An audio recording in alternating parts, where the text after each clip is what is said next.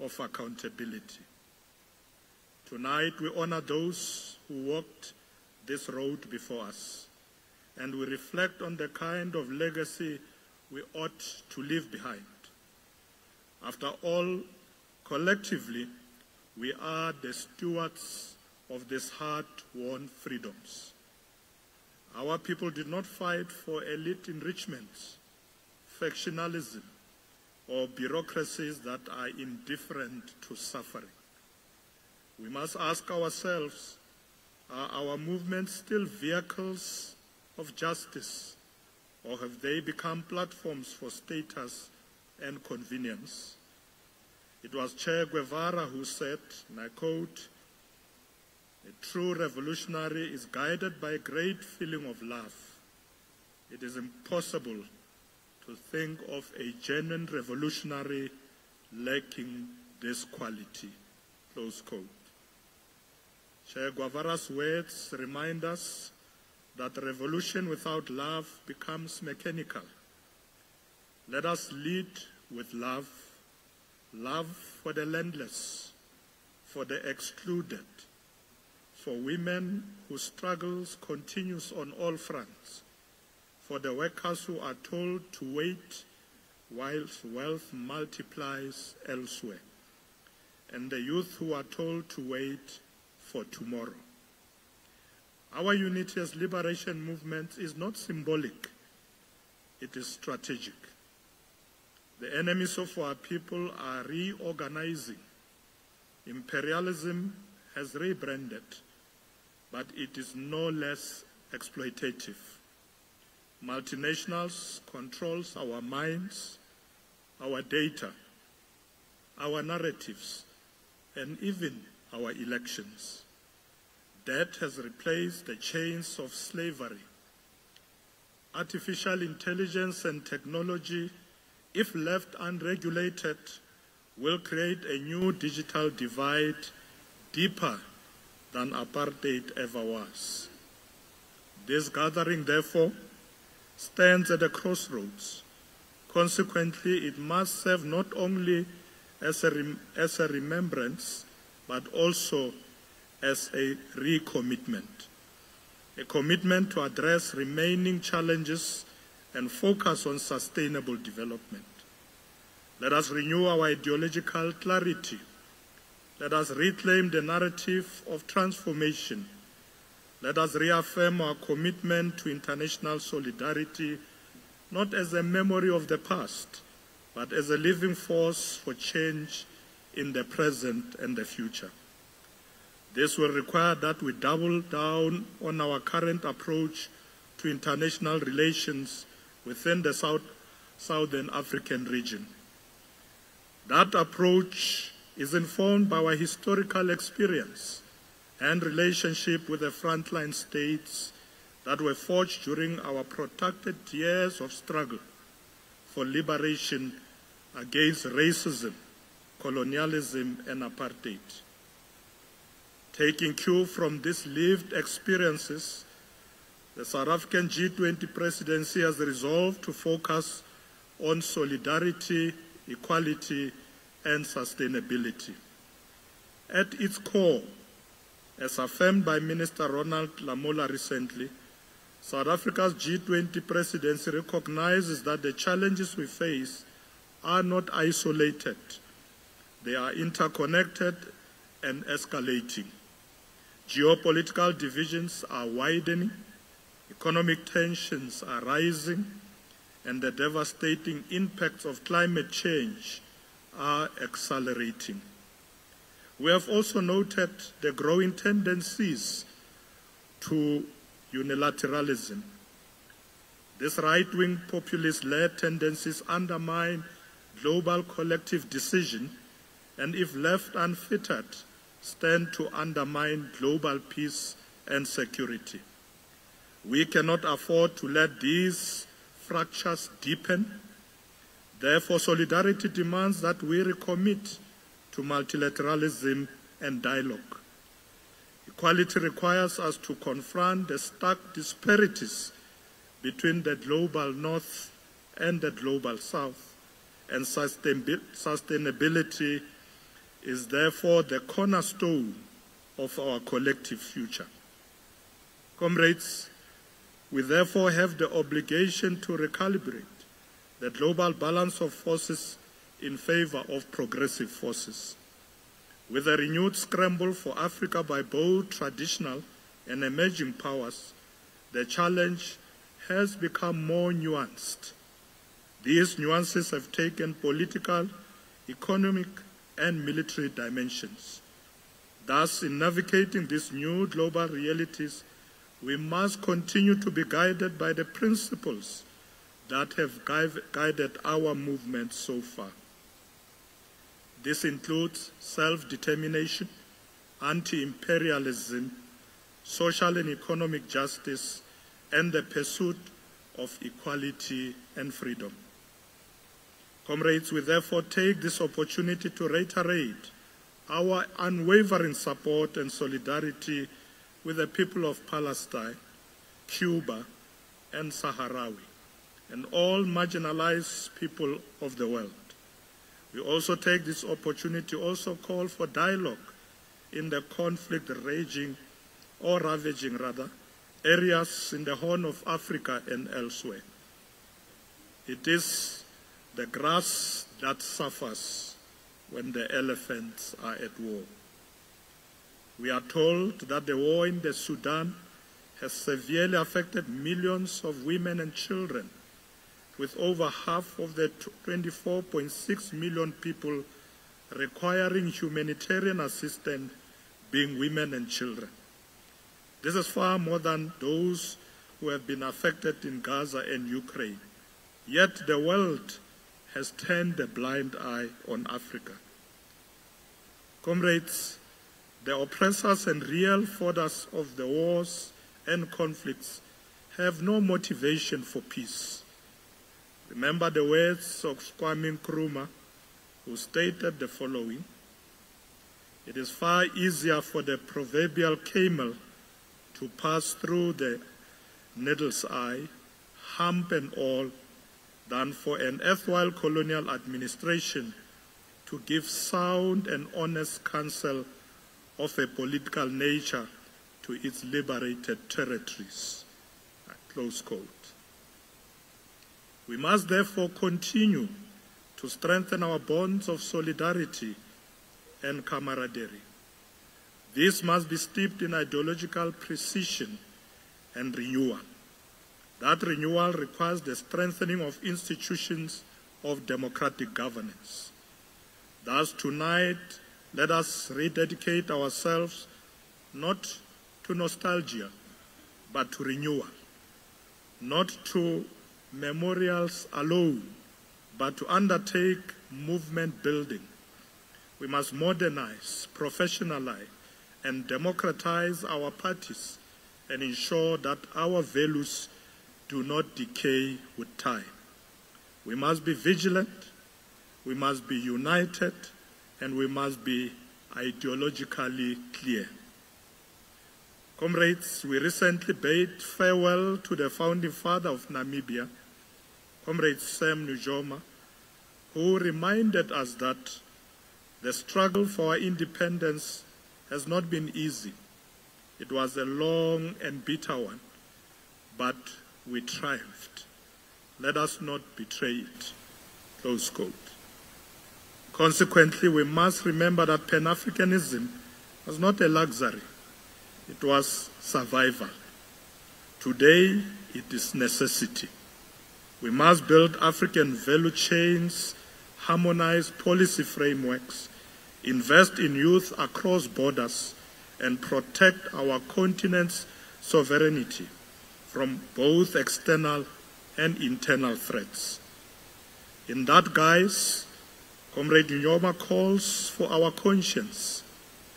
We dare not betray the struggle, not with our silence, not with inaction, not with complicity in systems of inequality.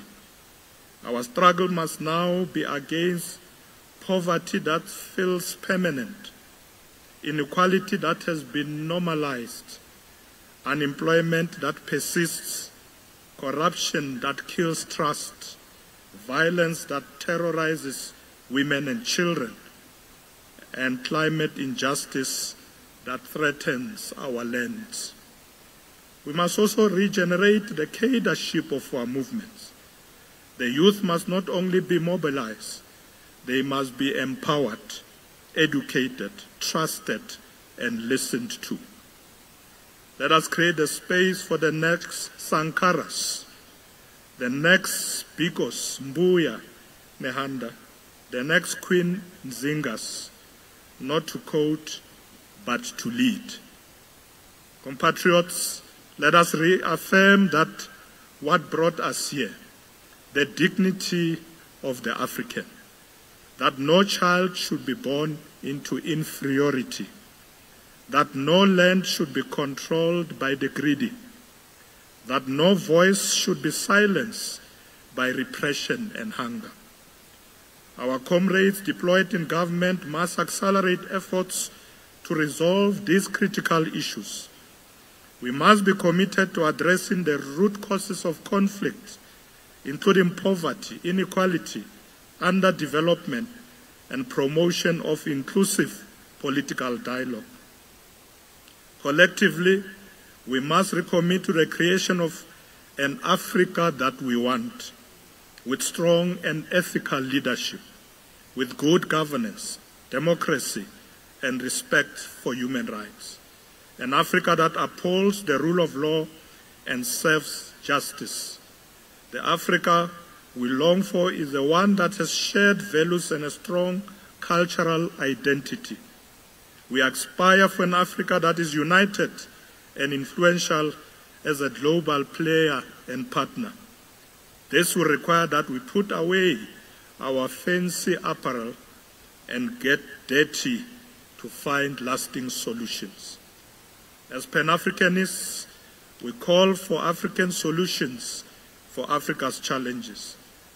Ultimately, whatever contribution we can make requires partnership and collaboration from all fronts, as we can only support our regions and Africa's transformation by working together. It is imperative that we build a better Africa and a better world that is free from the shackles of underdevelopment and the legacy of colonialism by establishing and sustaining friendships, working towards peace and stability in the continent and the world, and improving economic relations. Unfortunately, the face of poverty in Africa remains a black woman with a child on her back. This situation has led to many of our black and female citizens being inactive participants in the economy. According to AU report, in Africa, the informal cross-border sector is estimated to represent 43% of official gross domestic product, GDP. This presents a unique opportunity to formalize this sector as we move towards integrating our economies. This sector is cardinal in realizing the objectives of the African Continental Free Trade Area and Agenda 2063. We must also talk about complex issues that continue to divide our nations, because failure to do so means we are regressing and moving further away from building and uniting our countries. Social cohesion and economic development necessitate our support for the stabilization of our nations. Our people need to have their hope and aspirations restored through visible action and tangible improvements in their material conditions. These are the conditions required to foster social cohesion and economic empowerment, which will result in the prosperity of our countries. This year, the 70th anniversary of South Africa's adoption of the Freedom Charter will be celebrated. The ANC and its allies adopted the Freedom Charter, characterized by its opening demand the people shall govern. We should ask ourselves at this moment whether or not we have made any headway in the process of putting the Freedom Charter into effect, securing our country's prosperities. Program Director, tonight, as we gather to celebrate the wisdom of the ages, let us draw inspiration from the outstanding leaders and visionaries who have paved the way for us. Let us recommit ourselves to the noble ideas of the liberation movements and work towards a brighter and a more prosperous future for all Africans. Compatriots, in closing, let us remember the words of the father of our nation, former President Nelson Mandela, who once said, "It always seems impossible until it is done." Close quote. Together we can overcome any obstacle and achieve greatness of our continent and our people. Let us march forward with determination, unity, and resilience, knowing that the spirit of liberation will guide us towards a brighter tomorrow. Let the dinner not be the end of a conversation, but the beginning of a new coordination of liberation movements to defend the people once more, from the boardrooms, the parliaments, and the trenches of poverty and injustice. Our duty is to keep the idea of freedom alive, not the freedom to exploit, but the freedom to become, the freedom to live with dignity, in peace, with equal opportunities. Long live the spirit of Africa's liberation. Long live. Long live revolutionary unity. Long live. Aluta.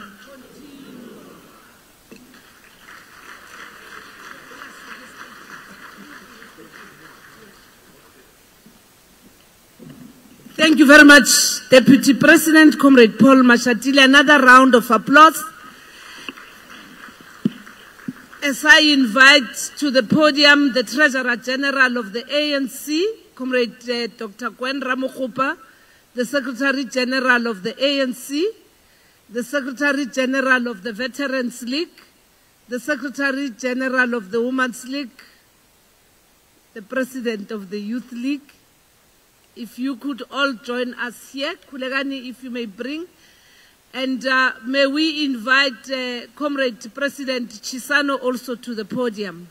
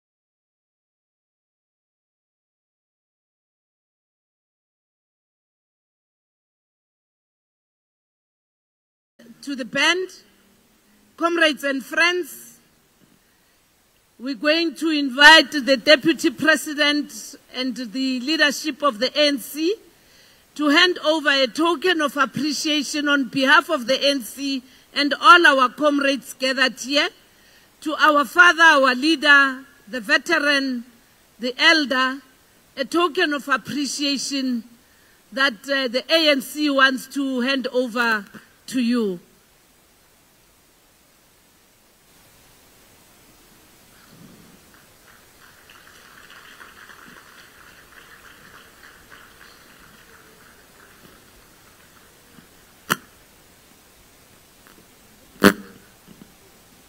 Did you see it, President?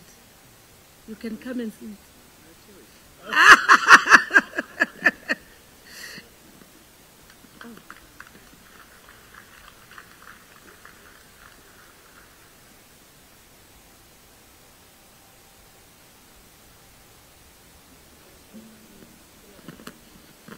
Thank you. Thank you very much, Comrade President. Thanks, SG. Thanks, Deputy President. You may bring the podium, Watu.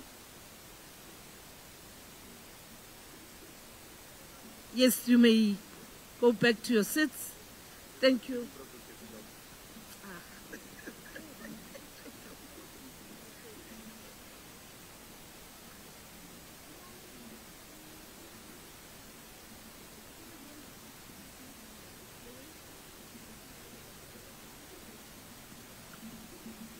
Thank you very much,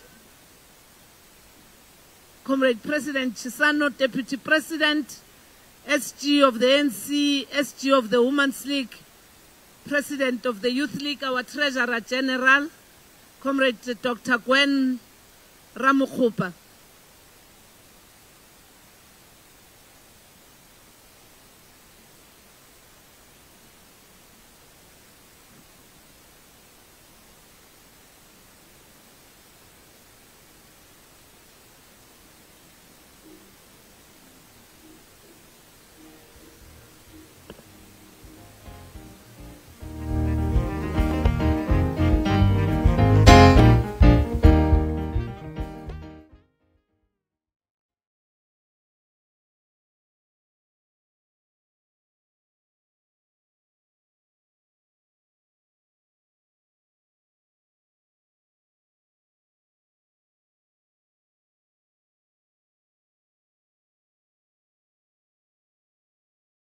Without any further waste of time, we're now going to invite, on behalf of the collective of Secretaries General, Comrade Mizengo Kayanza Pinda, the head of CCM delegation here, to come and propose a toast.